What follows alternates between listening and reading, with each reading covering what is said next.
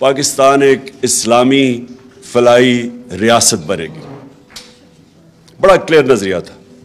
اور وہ ریاست بیس کس پہ تھی؟ اگر آپ علامہ اقبال کا سارا جو کوشش تھی مسلمانوں کو جگانے کے لیے غلامی سے، تو وہ ساری ریفرنس پوائنٹ ان کا تھا مدینہ کی ریاست پہ.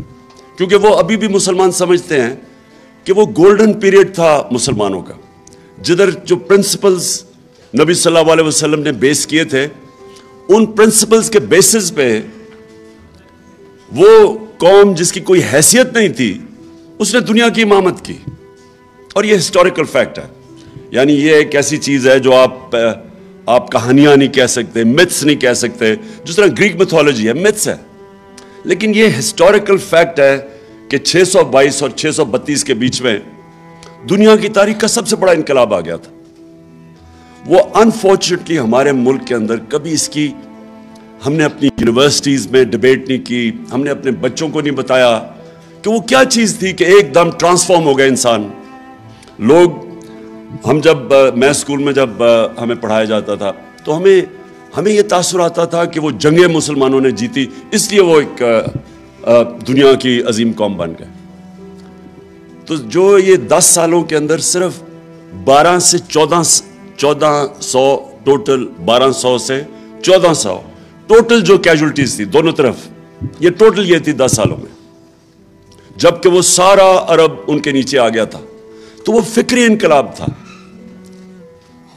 It was a revolution of the minds. انسان چینج ہو گئے تھے. اور اس کے اوپر کبھی اس ملک میں میں سب سے مہنگے اسکول میں پڑھا ہوں، میں اور شاہ جی، ہمیں تو کبھی کسی نے نہیں سمجھایا اس انقلاب کا، بلکہ ابھی بھی لوگوں کو نہیں پتا. جو وہ انقلاب علامہ اقبال بار بار کیوں کہتے تھے؟ علامہ اقبال کی آپ ساری شاعری دیکھ لیں، خودداری، خودی، وہ جگا رہے تھے لوگوں کو. کیونکہ جو غلام ہے، یہ یاد رکھیں، غلام کی کبھی پرواز اوپر نہیں ہوتی. غلام تو اچھا غلام بن جاتا ہے. کبھی غلام وہ اپنا جو اللہ نے ہم سب کو جب اپنی سب سے بڑی مخلوق بنایا، سب سے عظیم اشرف المخلوقات، تو انہوں نے جب شیطان نہیں جھکا تو اس کو کہا گیا کہ تمہیں نہیں پتا میں نے اس میں کتنا پوٹینشل، کتنی پاور دی ہے انسان میں. تو ہم سب میں وہ پاور ہے، لیکن وہ پاور ہم تب ڈسکور کرتے ہیں جب ہم اپنی غلامی کی زنجیریں توڑتے ہیں. ایک صرف آزاد انسان کی پرواز اوپر ہوتی ہے. تو میں جب یونیورسٹی گیا انگلینڈ میں، اور میں نے ان کا سسٹم دیکھا، اور پھر میں بڑی دیر پروفیشنل کرکٹ کھیلتا تھا. آدھا سال میرا کوئی 15-20 سال ادھر ہوتے تھے، آدھا میں پاکستان دیکھتا تھا. تو میں کانٹراسٹ کر سکتا تھا. مجھے بڑا موقع مل گیا دو معاشروں کو موازنہ کرنا.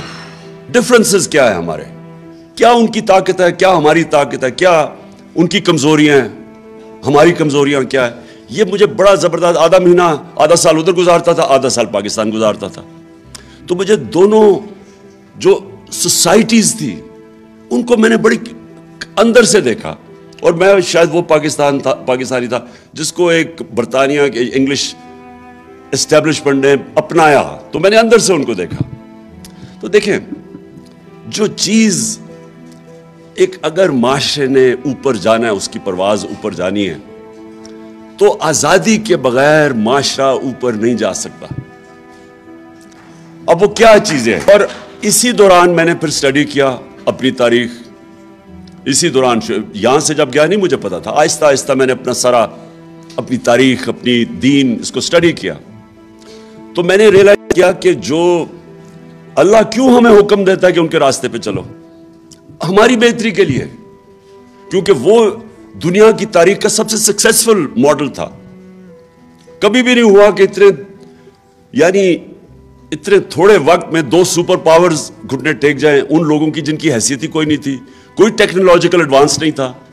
مثلا چنگیز خان کے منگولین بھی دنیا پہ چھا گئے تھے، لیکن ان کے پاس انہوں نے زبردست ایک وار مشین ڈیولپ کی تھی. ٹیکنالوجی تھی ان کی کمان تھی جو زیادہ دور مارتی تھی. اس کی وجہ سے وہ گئے تھے. یہاں تو ایک کتاب بھی ہے، دی عرب کانکویسٹ. وہ لکھتی ہے کہ جب نبی صلی اللہ علیہ وسلم دنیا کے پردہ کرنے کے بعد 30 سال میں وہ ساری دنیا پہ چھا گئے. کوئی نئی ٹیکنالوجی نہیں تھی، جو جنگیں ہوتی تھی ان کے نمبر بھی کم ہوتے تھے, دوسرے زیادہ ہوتے تھے. اور وہ کیونکہ ایک انگریز لکھ رہا ہے, وہ فینومینا اسٹڈی کر رہا تھا کہ کیا چیز تھی, کہ کیا ان کی موٹیویشن تھی. تو مجھے جو افسوس ہوتا ہے کہ ہم نے کبھی اس چیز کو اپنے بچوں کو بتایا نہیں. میں نے رحمت اللہ عالمین اتھارٹی بنائی اسکالرز کی, تاکہ کریکولم ڈیولپ کریں ہمارے اسکول کے بچوں کے لیے, تاکہ بچے یہ سمجھے فینومینا, ہم اپنے بچوں کو بتائیں. کیونکہ آج یاد رکھیں, آج جو موبائل فون کی وجہ سے جو آج ہمارے بچوں کو مشکلات اور کنفیوژن کا سامنا کرنا پڑا ہے, جس طرح کا مٹیریل موبائل فون پہ اب ہے, اگر آپ اپنے بچوں کو نبی صلی اللہ علیہ وسلم کی سیرت سے ان کو مضبوط نہیں کریں گے, یہ بہت مشکل وقت ہے بچوں یوتھ کے لیے بھی. تو اس لیے میں نے یہ اتھارٹی بنائی کہ یہ ڈیبیٹ ہوگی یونیورسٹیز میں, ہماری اسکالرشپ اس کو اسٹڈی کریں گے اس فینومینا کو. اور یہ اس حکومت نے آ کے وہ بند کر دی اتھارٹی. یہی اگر یہ فینومینا اگر امیجن کرے ویسٹرن سویلائزیشن میں ہوا ہوتا تو ابھی پتہ نہیں کتنی فلمیں بن رہی ہوتی, کیا ہوتا, کتابیں لکھی جا رہی ہوتی.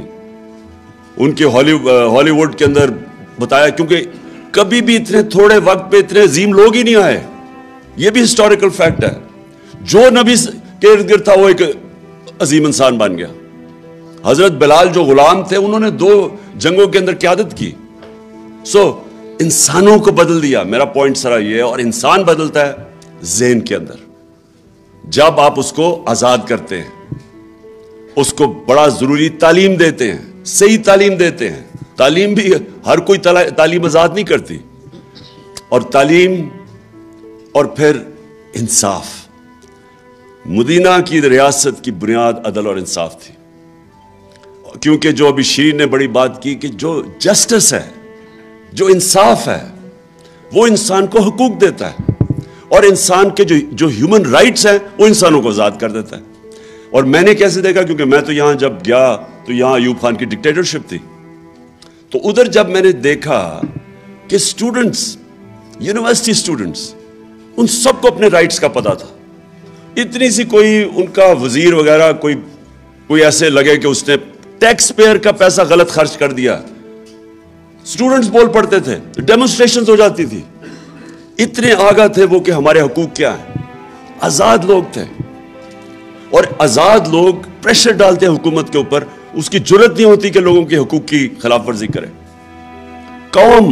آزاد قوم اپنے پروٹیکٹ کرتی ہے اپنے حقوق کو. اور آزاد قوم میں آزاد ذہن آتے ہیں, اور آزاد ذہن ہی اوپر جاتے ہیں. یہ جو انوویشنز ہوتی ہیں دنیا میں, ڈسکوریز ہوتی ہیں, انوینشنز ہوتی ہیں, یہ اوریجنل مائنڈز کرتے ہیں. غلام نہیں کر سکتے. غلام انتظار کرتے ہیں کہ جی ہمیں وہاں سے ہمیں کوئی نئی بتایا جائے, جی نئی ٹیکنالوجی, اور ہم وہ اڈاپٹ کر لیتے ہیں. لیکن آزاد ذہن ڈسکوری کرتے ہیں. اور اسی لیے کتنے 100 سال تک سارے ٹاپ سائنٹسٹ مسلمان تھے, کیونکہ وہ آزاد انسان تھے. آپ جب ان کے حقوق, جو کلچر ڈیولپ ہوا تھا مدینہ کی ریاست میں, آپ رائٹس کا یہ دیکھیں کہ آج بھی آپ تصور نہیں کر سکتے کہ یہودی شہری حضرت علی رضی اللہ تعالیٰ سے کیس جیت جاتا ہے جب وہ خلیفہ ہوتے ہیں. آپ تصور کریں گے کہ آج بھی آپ یہ تصور کر سکتے ہیں کہ مائنورٹی جا کے ایک ہیڈ آف اسٹیٹ سے کیس جیت سکتی ہے کورٹ آف لا میں.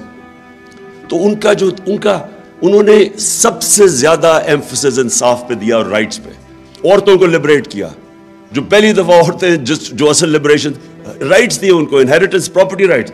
آج بھی پاکستان کے اندر 80% عورتوں کو بیچاریوں کو پراپرٹی رائٹس نہیں ملتے. حالانکہ ہم نے قانون پاس کیا کہ انفورس کرنے کے لیے پراپرٹی رائٹس, لیکن وہ تب دے دیے تھے. یورپ میں کوئی 100-150 سال پہلے آئے تھے. اور پھر غلاموں کو آزاد کیا. بیسکلی وہ انہوں نے آزاد کیا تھا انسانوں کو, انصاف دے کے, رائٹس دے کے. اور سیکنڈلی فلاحی ریاست, جو بھی شیرین بات کر رہی تھی. دیکھیں, ویلفیئر اسٹیٹ کا کانسیپٹ پہلی دفعہ مدینہ کی ریاست میں آیا تھا. اور آج مجھے تکلیف ہوتی ہے, اور میں انگلینڈ میں نے پہلی دفعہ اپنی زندگی میں ایک ویلفیئر اسٹیٹ دیکھی. پہلی دفعہ ہم نے دیکھا کہ ایک آدمی غریب آدمی ہے اس کو مفت تعلیم مل رہی ہے کوالٹی اس کے بچے کو, عدالت میں جاتا ہے تو لیگل ایڈ مل رہی ہے اس کو, بے روزگار ہوتا ہے تو اس کو ان امپلائمنٹ بینیفٹس مل رہے ہیں, پیسے مل رہے ہیں جب تک روزگار نہیں ملتا, ہسپتالوں میں جاتا ہے تو اس کو مفت علاج ملتا ہے. یہ میں نے پہلی دفعہ برطانیہ میں دیکھا تھا. تب سے میں نے فیصلہ کیا کہ ہمیں اللہ نے کبھی موقع دیا تو یہ تو ہماری مشن سٹیٹمنٹ ہے اسلامی فلاحی ریاست, یہ تو پاکستان کی مشن سٹیٹمنٹ ہے. یہ جو ہم ابھی شیری نے بتایا, ہمارا اتنا ہیلتھ کارڈ ہم لے کے آئے اور آپ اندازہ نہیں لگا سکتے کہ یہ غریب گھرانے کے لیے کتنی بڑی نعمت ہے, آپ اندازہ نہیں لگا سکتے.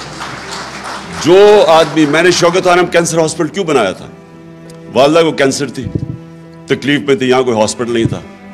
میں ایک ڈاکٹر کو میو ہاسپٹل میں, مجھے ابھی بھی یاد ہے ڈاکٹر مسعود ہوتے تھے, میں ان سے کنسلٹ کرنے گیا اپنی والدہ کے اوپر. باہر مجھے اس کی ویٹنگ میں ایک آدمی نظر آ گیا, بوڑھا آدمی. وہ جا کے اس سے وہاں پوچھ رہا تھا کہ میرا, اس کا دوائی مانگ رہا تھا. وہ جو کمپاؤنڈر جو بھی ہوتا ہے اس کے پاس کہہ رہا تھا کہ ایک طرف پرچی پکڑی ہوئی ایک طرف دوائیاں پکڑی ہوئی. کہتا میں نے ساری دوائیاں لے لی ہیں. اس نے کہا نہیں آپ نے نہیں لی, آپ نے ابھی یہ بھی لینی ہے. تو اس کی میں نے شکل دیکھی, بوڑھا آدمی.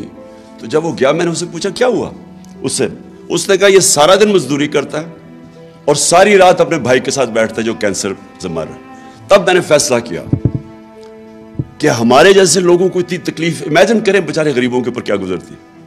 تو سوچے کہ کسی گھر پہ بیماری ہوتی ہے, وہ پہلے سے ہی سبسسٹنٹ مشکل سے اپنا, اور آج کل کے زمانے میں تو میں سوچ بھی نہیں سکتا, جو بجلی کا بل دے, بچوں کے اسکول فیس دے, کیا کرے. اور ایک بیماری ہوتی ہے, ساری ایویڈنس شو کرتی ہے کہ ایک ایسی بیماری آتی ہے, سب سے زیادہ جو لوگ غربت کی لکیر سے نیچے جاتے ہیں وہ ایک گھر میں بیماری آ جاتی ہے, اس میں سارا گھر بار اپنا پیسہ پوسا خرچ کر کے مقروض ہو جاتا ہے.